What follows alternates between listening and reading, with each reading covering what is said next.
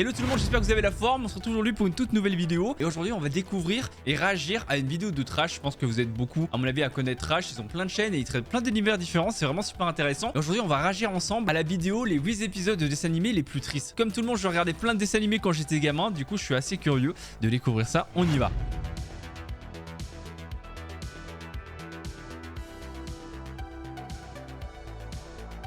Allez, c'est parti. De dessin animé qui nous a marqué. Généralement, c'est ceux qui nous ont fait éclater. Oui, en Pokémon, sanglots. moi, il y avait une scène dans le film Mewtwo. Ça m'avait trop marqué quand j'étais gamin. Je sais pas si vous vous rappelez de cette scène-là, avec Sacha qui est soi-disant mort et tout. Laisse tomber. On ne parlera ici que des épisodes vus à la télé, donc pas de Roi Lion, Bambi ou Dumbo. Sortez les mouchoirs, c'est parti pour une plongée nostalgique. Ça tombe mal, j'ai pas de mouchoir à côté de moi.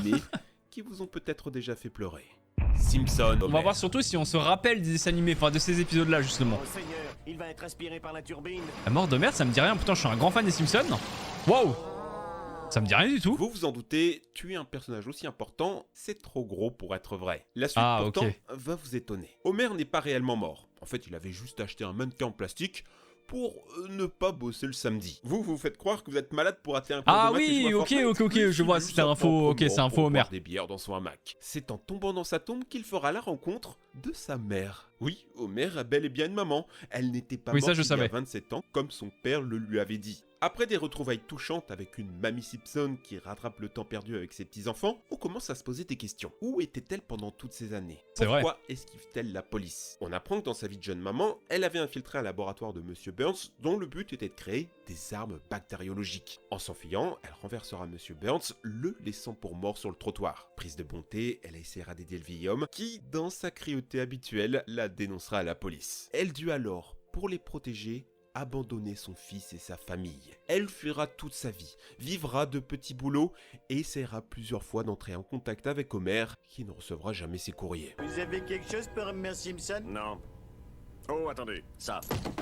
Voilà ce qui arrive quand on file rien à son facteur pour Noël. Malheureusement. Ok, ça, si jamais, épisode là, ouais, je m'en rappelle par cœur, parce que comme je vous ai dit là, juste il y a quelques minutes, je suis un gros amateur des Simpsons, et c'est vrai que Homer Simpson, c'est peut-être une information, vous étiez pas au courant, mais Homer Simpson a effectivement une mère, et c'est vrai qu'elle a mené une jeunesse où elle essayait de faire tomber Monsieur Burns, et du coup, elle a dû, entre guillemets, quitter toute sa vie, quitter sa famille. C'est pour ça que Homer n'a jamais vraiment connu, mais c'est vrai qu'il a une mère pour le coup. Sa famille très longtemps. La police la retrouve. Elle doit s'enfuir loin de tout. Et c'est vrai qu'ils se sont revus, mais ça n'a pas duré très longtemps. Homer restera seul au milieu du désert. Il pense à cette mère avec qui il a si peu de souvenirs et qu'il ne risque de ne jamais revoir. Il est là, laissant les heures s'écrouler, la tête levée vers le ciel. C'est vrai que je sais même pas si on a déjà revu sa mère dans un autre épisode. Les animaux du bois de Katsu. Je connais même pas. Je ne sais pas ce que les années 80-90 avaient avec les animaux, mais c'était toujours traumatisant. Le roi dans le domaine, c'était les animaux du bois de Katsu. L'histoire de gentils bébêtes qui doivent quitter leur forêt à cause de la sécheresse et de l'arrivée des bulldozers qui veulent tout raser. Les animaux décident alors de s'unir pour rejoindre une réserve naturelle paradisiaque, le parc du Daim Blanc. Et c'est le festival, une boucherie. Le faisant, tué par le chasseur. Les bébés de la souris, empalés dans les ronces. Oh putain, mais c'est horrible en vrai comme des animés. Heureusement que je l'ai pas vu quand j'étais gamin. La morsure de vipère, vipère étranglée par un rat. Et je ne parle pas du vieux blaireau et de Top que tout le monde adorait, qui finissent par s'éteindre de froid et de vieillesse. Dans le dernier épisode, ils iront même jusqu'au tabou. C'est horrible comme dessin animé, ça me rappelle Rémi sans famille, c'était super badant aussi. Il a perdu une patte, un œil, et là, il s'éteint face à son père. Un père qui s'excusera d'avoir été trop dur avec lui, d'avoir manqué d'amour, le père maintenant pardonné. Le fils s'éteindra paisiblement. Ce truc, c'était Game of Thrones au pays des animaux. C'est ça, imagine on te met ça, t'es petit, imagine on te met ça sur l'écran et tout. Mais laisse tomber, tu finis en larmes à la fin, c'est trop triste. Y a pas à faire des dessins animés qui sont destinés à la base, plus pour forcément un public jeune. Y a pas à faire des dessins animés aussi badants. En les ans vraiment, ouais, de Rémi sans famille, c'était pareil, c'était super badant comme dessin animé. Après, c'est pas vraiment le truc que j'ai regardé en masse quand j'étais gamin, mais c'était aussi très dur à regarder en vrai de vrai, surtout pour un enfant. Bah là, heureusement que j'ai pas connu ça, hein. Je pense que ça m'a épargné peut-être bien des larmes, j'ai envie de dire. Une vingtaine de morts. Tu peux pas t'attacher à un personnage, tu sais qu'il va mourir. Et toi, gamin, tu continues à regarder même si c'est ça, et tu continues forcément à t'attacher, bah oui. Parce qu'au fond, tu aimerais bien que ton animal favori arrive à la forêt du Blandin. Mais non. Moi, un de mes favoris, c'était le couple de vieux hérissons. Tous les animaux arrivent à traverser la route, mais le papy hérisson n'y arrive pas. En plein milieu, il est paralysé par la peur. La mamie aurait pu continuer son chemin, mais non. Elle décide de rester aux côtés de son bien-aimé, se laissant mourir. C'est triste et mignon à la fois, genre. Je crois que quelques jours avant, ma mère m'avait fait regarder Une histoire sans fin avec la mort d'Artax, qui est dans la même veine. Hein. Je crois que ma mère voulait me tuer en fait. Ouais, ça va, je suis pas regardé non plus. Futurama, ça. Ouais, ma mère était cool, ça va. Fidèle. Ok, Futurama, Après les intéressant. Simpsons, Futurama est la deuxième série à succès de Matt vrai. Groening. Pour ceux qui ne connaissent pas, c'est l'histoire de Fry, un jeune livreur de pizza qui a été accidentellement cryogénisé, se réveillant 100 ans plus tard dans un monde qui a bien changé. C'est au cours d'une visite dans un musée sur son ancienne époque qu'il découvre, horrifié, le cadavre de son chien Seymour. Il réussira à le récupérer et demande au professeur de le ressusciter. Seymour avait vécu 12 longues années après la disparition de Fry. C'était trop dur pour le héros, alors il décide de casser la machine. Trop dur pour lui car, un peu jaloux, il s'imagine qu'après sa disparition, son chien a refait sa vie. Après tout, ça ne faisait que 3 ans qu'ils se connaissaient. En 12 ans, le chien a bien dû trouver un nouveau maître. Et heureusement d'ailleurs, j'ai envie de dire heureusement. Il devrait être content que son chien ait trouvé peut-être quelqu'un, une nouvelle famille, qui soit heureux et qu'on s'en occupe bien. Vaut mieux ça qu'il aille mourir de solitude quelque part. Fry en reste là.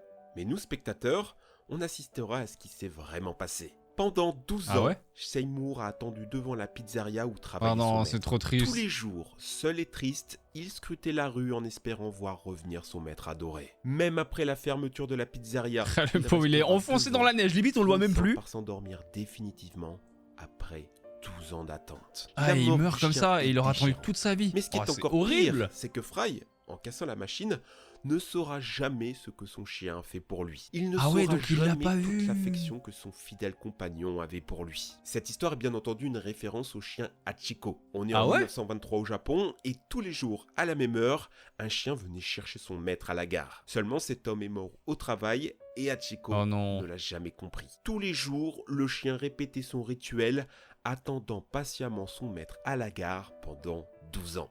12 ans. Comme Seymour, je savais pas que c'était inspiré d'une histoire vraie. Hachiko au Musée national des sciences de Tokyo. Et ça c'est vrai les amis, franchement il n'y a pas plus fidèle qu'un chien. Ce sont vraiment des animaux qui sont tellement fidèles, en vrai t'es toute leur vie pour eux. Les chiens vraiment c'est des animaux fantastiques. Batman dans les années 90, c'était particulièrement sombre. Je me souviens enfant du malaise. Même moi, j'aimais pas trop regarder ça quand j'étais gamin. Tous les trucs Batman et tout. C'est vrai que c'était sombre. Cette femme atteinte d'une maladie qui l'empêche de vieillir, contemplant dans un miroir déformé l'actrice qu'elle ne sera jamais. T'imagines, tu regardes ça étant gamin. Il y a un épisode plus cruel et touchant que les autres. Un épisode culte qui a été élu par les fans comme le meilleur épisode lors des 10 ans de la série. Je suis sûr que je le connais même pas pour te le dire. On y découvrira pourquoi Mr. Freeze est devenu un méchant. À la base, c'était un simple scientifique, Victor Fries, dont la femme était dans un état de santé critique. Il la cryogénisera pour se donner le temps de trouver un remède. Mais son chef interrompra l'expérience, tuera indirectement sa femme et jettera le pauvre Victor dans les produits chimiques qu'ils transformeront en Mr. Freeze. Commence alors une classique histoire de vengeance que Batman coupera court. Seulement, on se prend de sympathie pour Mr. Freeze, qui, au fond, est une victime. Il mériterait bien de mourir, ce PDG qui a tué sa femme, qui lui a jamais retiré toute émotion et capacité de ressentir la chaleur du corps d'une femme. L'épisode terminera sur Batman, regardant Mr. Freeze dans sa cellule de prison, un homme qui a ruiné sa vie à cause d'un deuil qu'il n'a jamais réussi à faire. Et je ne peux que prier que tu puisses m'entendre. Quelque part où une main chaude pourra enfin tenir la mienne. C'est vrai que des fois, quand tu as le passé des méchants, t'attaches un peu ou t'as un peu de peine pour eux. C'est vrai que là, effectivement, c'est plus une victime qu'autre chose, en vrai de vrai. C'est assez triste comme fin. La fin qu'il a est vraiment super triste. Accroupi comme ça dans sa cellule avec tous ses mauvais souvenirs, laisse tomber. Rick et Morty, c'est reconnu pour c'est bon ça. Du grand n'importe quoi. Des voyages à travers l'espace-temps, des aliens dégueulasses ou une transformation du héros en un mélange de c'est vrai que c'est assez particulier comme univers, mais c'est très cool. Qu'on ne s'attend pas à pleurer. Et pourtant, la saison 2 de Rick et Morty commence en introduisant une nouvelle planète et un nouveau personnage, Unity. Une sorte d'entité surnaturelle capable de prendre possession du corps de toute la population d'une planète dans le but d'apporter la paix. Une sorte d'hypnose géante pour créer un monde idéal. Jusque-là, rien de trop improbable pour l'univers de Rick et Morty. Plus surprenant, Unity a été la petite copine de Rick dans le passé. À aucun moment de la série, on pouvait imaginer que ce vieux scientifique fou, mégalomane, psychopathe ait pu aimer et être aimé. Les deux se retrouvent, se regardent et retombent amoureux. Malheureusement... Ouais, mais il y a une sacrée différence d'âge là quand même. Entre elle et Rick, il y a une sacrée différence quand même, hein. Malheureusement, l'amour, ça fait perdre la tête, et Unity va voir son pouvoir s'affaiblir. Tous les habitants qu'elle avait hypnotisés plus elle aime, en gros, retrouvent leur esprit. Et moins elle est Partout, puissante. Les Ok. guerres raciales explosent à nouveau. Morty et sa sœur se rendent compte que Rick a une trop mauvaise influence sur cette entité divine. Donc tenter d'arrêter cette relation. Rick refuse, mais Unity, elle, réalise la toxicité de cette relation. Même si elle aime profondément Rick, elle sait... C'est vrai, mais ouais, comme situation, genre... Ils s'aiment, mais... Elle prendra donc la dure décision de pour pouvoir sauver, entre guillemets, la ville, les gens. Dans toute la ville. Elle est obligée, en gros, d'arrêter la relation pour récupérer ses pouvoirs, vu que l'amour diminue sa puissance, quoi. Essayant de faire croire que c'est lui qui l'avait largué. Mais une fois dans son laboratoire... il essaiera de mettre fin à ses jours. Ah oui, d'accord. Avant de s'effondrer en larmes. À savoir que moi, j'ai jamais vu cet épisode-là. Ouah, c'est chaud, ouais. Family Guy a longtemps été vu comme le rival des Simpsons. Ça, c'est vrai, ça. Américaine lambda. C'est vrai que il y a pas mal de points communs. Un humour acide, rien qui ne laisse présager à la tragédie. Et pourtant, l'épisode 6 de la saison 12 est sans aucun doute un des plus tristes dans l'histoire des dessins animés. Brian est un chien qui parle, il est dragueur et alcoolique, mais son humour noir a réussi à en faire le personnage le plus apprécié de la série. Inutile de vous dire que quand les scénaristes ont décidé de faire une Game of Thrones, ça a choqué. Ah, ils ont fait un épisode où ils font mourir, mais non. La route, déjà l'idée est pas ouf. Une voiture percute le chien. Impossible de le sauver. D'accord. Il finira sa vie chez le vétérinaire, prononçant péniblement ces derniers mots. On m'avait offert une vie merveilleuse. Mais c'est horrible. Mais y a pas à faire ça, y a pas à faire mourir les personnages préférés des gens. C'est terrible. Bon après, si c'est que pour un épisode, bon heureusement on le revoit très vite, mais... tout le monde, la famille Griffin comme les fans. Au point où il y a eu plusieurs pétitions pour demander au scénariste de le ressusciter. Mais non. Ah ouais, il a pas été ressuscité. Répond directement à ces mêmes fans. Les Griffins, en effet, voudront construire une machine à voyager dans le temps pour sauver le chien. Mais c'est nice. Impossible. Pour combler le vide, le père décide d'adopter un nouveau chien, Vinny. Mais personne n'accepte la pauvre bête. Il ne remplacera jamais Brian. Un chien rejeté, dont on apprendra que lui aussi a vécu un deuil, puisque son précédent maître est mort. La famille se rend compte que ce chien et eux ont beaucoup de points communs et finissent par l'accepter. La disparition d'un animal de compagnie est un motif. Après, j'ai envie de dire, pourquoi est-ce qu'ils adoptent un chien si au final pour pas l'accepter? C'est bizarre un peu. Genre, ils prennent un chien pour voir si ça va mieux ou pas. Et ils ont eu du mal à s'attacher au début. Bon, heureusement, ils sont attachés. Mais dans les Simpsons aussi, au début, je crois qu'il y a un de leurs chats qui est mort. Hein. Je crois que c'est Boule de Neige. Ensuite, ils ont récupéré et ils l'ont rappelé, je crois, Boule de Neige, si je dis pas de bêtises. Donc voilà, dans les dessins animés, ça peut arriver effectivement que les animaux meurent. Dessins animés. Bob l'éponge, et qu'ils en reprennent un nouveau par la suite. Dans la famille de la jungle, les animaux de Rémi sans famille ou... Voilà, j'en parlais tout à l'heure de Rémi sans famille. C'était vraiment le genre de mort qui me rendait inconsolable. Tu m'étonnes quand t'étais gamin, laisse tomber. Steven Universe, le poids du deuil.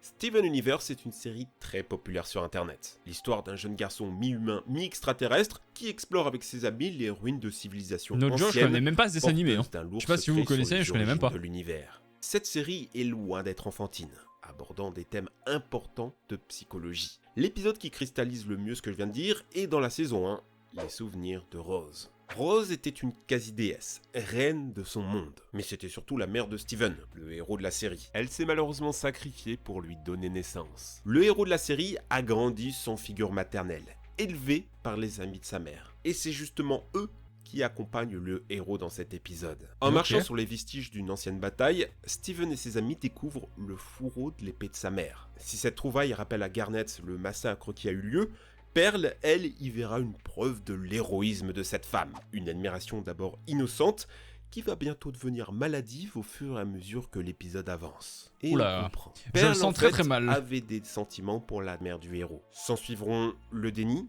quand on découvrira de nouvelles informations sur Rose, puis la colère, quand Pearl finira par porter la faute de sa mort sur Steven, et enfin, la tristesse. Vous l'aurez compris. Elle est dans un état, elle. Là, elle a l'air au bout de sa life. Et cet épisode est une métaphore des différentes phases du deuil. Et c'est seulement à la fin de cet épisode que Pearl arrivera à la dernière étape, l'acceptation.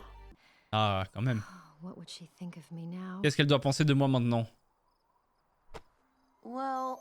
Eh bien, je pense que tu t'en sors bien.